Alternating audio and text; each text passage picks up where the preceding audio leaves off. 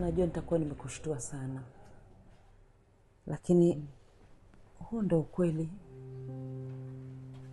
na hatuwezi kubadilisha. Sasa Ana sitaki ajue chochote. Naomba ulinde hii siri yangu.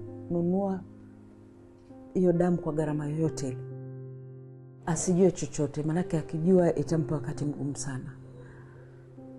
Yaani yeye atoe tu damu, ajue amemtolea baba yake, basi.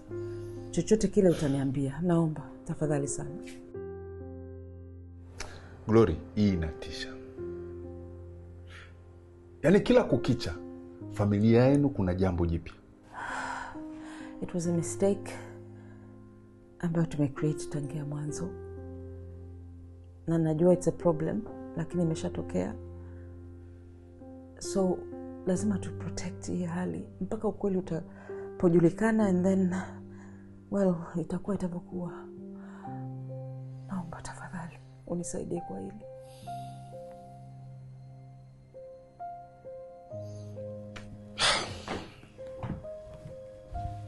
Doctor, naomba unilindie hili, please. Vichaibu